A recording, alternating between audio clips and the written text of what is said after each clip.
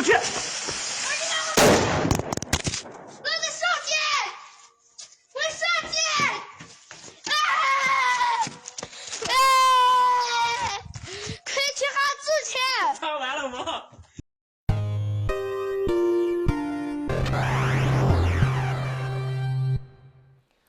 尊敬的面粉们好，今天你们赚钱了吗？哎，肯定是赚钱了。为啥呢？因为在上期节目的末尾，面具人就已经告诉大家了，接下来的几天是涨是跌，我们一定要看美联储的议息会议的纪要日说了些什么，也要判断机构们的资金情况。交割日虽然交割日我们无从得知，但是我们可以从美联储的态度判断出来接下来的行情。美联储这一次在纪要日宣布的消息没有像前2次一样讲话讲得很坚决，不惜一切代价都要加息生命不息，加息不止。美联储反而这次说话说的是非常的割，说哎呀，今天还暂时无法宣布加息的情况，接下来呢，我们还要讨论加息是在50个基点还是75个基点去加。哎，你们听这个话，明显的疲软了很多嘛，而不是之前说的牛逼，我们加息至少要加75个基点，甚至加100个基点，生命不息，加息不止，不惜一切代价都要把息加下去。这一次明显没有那么的强硬，所以呢，真正的加息情况可能并不会像美联储之前显示的那么强硬。当然了我们也不能排除黑天鹅情况。具体加息加多少，怎么加，我们可能要等到26号真正公布的时候才能得知了。而在26号之前呢，还有20多天嘛，但是这中间不到20多天，接近20天这中间还有2个关键时间点，那就是中国时间的11号，美国时间的10号，就是非农数据的公布日期，以及13号的美国 CPI 的公布日期。这2个指标很重要，而且呢，这2个指标很有可能被机构拿出来炒作市场，尤其是这个 CPI 数据这个 CPI 数据通常都会被拿出来进行一番炒作的。为啥？这个我等会儿在节目后面再说。上期节目最后我也给大家说了，接下来是很可能会涨的，我们不能排除涨的可能性。而且呢，我也在7月6号议息会议结束的时候第一时间你们看图我就第一时间在会员公告群里面告诉大家，这2天买应该是安全的，让大家可以放心的，尤其是当天进场买一些，买了以后就涨了你在那一天跟着我的公告进场了你就算今天略跌了一点，你还是赚的。所以说呢，加面具人的会员群好处还是多多的，不仅能得到关键的操作指南，还能参与一些我审核过的正规的早期项目。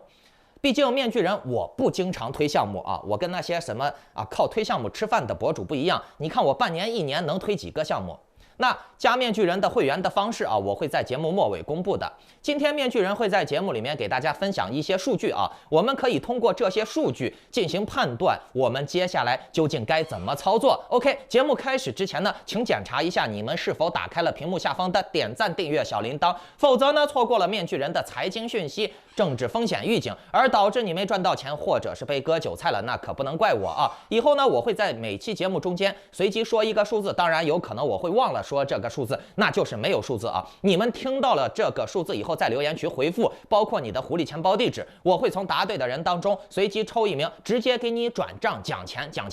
那为了公平起见，你们的留言我暂时隐藏，3天之后我才会显示出来。那顺便把今天的这个节目转发分享到3个平台以上，截图发送到我的邮箱，就可以参与抽取这个月的 NFT 大奖了。这些可都是能卖钱、能上 OpenSea 的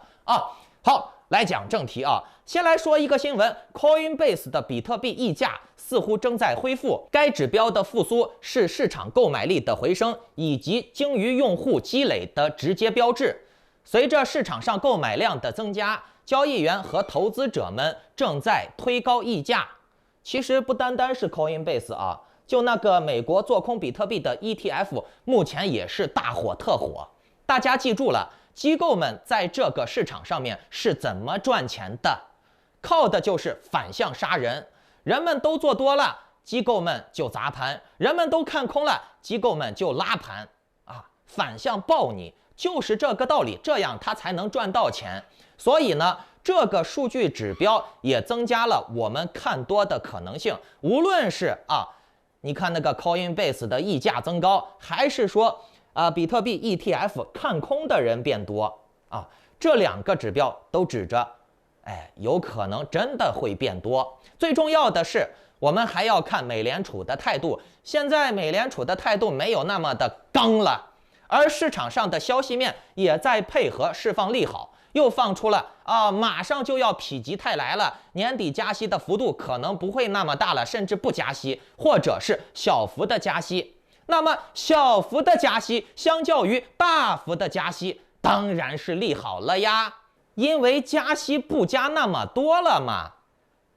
这种话术虽然听起来有点斯德哥尔摩，有点阿 Q 精神啊，但这也确实，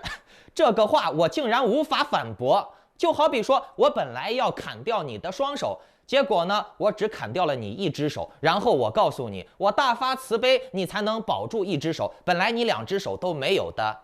你还觉得有道理是不是本来我要加75个基点，现在呢，我只加50个基点，就是我大发慈悲了。你还真别见怪多怪见怪不怪。韭菜们真就是这样。你看大陆人不就是吗？共产党剥夺了大陆老百姓的土地所有权、土地永久权，然后呢，只给他们的房子70年的产权。就这，老百姓反而还觉得中国房子金贵了，中国房子好，人人都要买房。这个世界就是这么的疯狂，甚至这个宇宙就是疯狂宇宙。以太坊这边的情况呢，也有所好转。以太坊非零地址数已经达到了8359.5万个创造了历史新高。同时呢，以太坊上面的持币量大于0.01个以太坊的地址数也有2343.2万个，同样创了历史新高。那这个数据也显示了以太坊市场的回暖所以呢，总结中期上面种种这次市场又开始炒作利多了。但是呢，我们觉得这一次的炒作跟上一次的炒作利多那么生硬的炒作上一次炒作的很生硬，这一次炒作的反而自然的多，顺水推舟的多了。所以呢，我们可以顺势观察一下，可以稍微的认可一点这一次的炒作利多。你看，我也在我的会员群公告里面说了到20号真正加息的时候，还有将近20天呢，这么多的时间足够机构们炒作了。那我开头说了，还有2个关键时间点是吧？非农数据和 CPI 的公布其实非农数据的公布对盘面的影响不会特别大当然我们也要关注，就在1天多以后吧那个时候会有一小波行情吧可能会有一小波行情。我们真正要关注的大关键节点就是7月13号的 CPI 的公布。届时如果说 CPI 公布出来有所缓和的话，你看现在这个国际油价就下跌了很多嘛，所以呢，油价一跌，还真的是有可能导致 CPI 数据的缓和。那个时候如果说真的通膨降下来了，那我们从13号开始到26号的加息，这段时间可以相对乐观一些。而且呢，在这段时间内应该会出现一波高潮，甚至2波高潮的有意思的是，大家仔细观察之前我们一直认为涨是小概率事件，而且呢，我们也判断对了。而现在呢，翻转了现在变成了跌是小概率事件了。我指的是从现在到26号之前所以呢，大家的操作可以以我今天说的这些数据、这些现象为参考。OK， 那至于具体的操作提醒，以及你如果想参与我接下来的早期项目的话，最近可能会有好消息那就请下载 Line 或者 Telegram， 搜索添加 ID Maskman118 或者 Little1986045办理会员入群手续。那至于外面的那些冒充我的，或者说85有我会员群消息的，一律是骗子因为那些人说的话和我发出来的东西是完全不一样的啊，或者是有部分不一样，10句真，1句假，一旦逮住你1句假，就可以把你撸干净。哎，祝你好运，拜拜。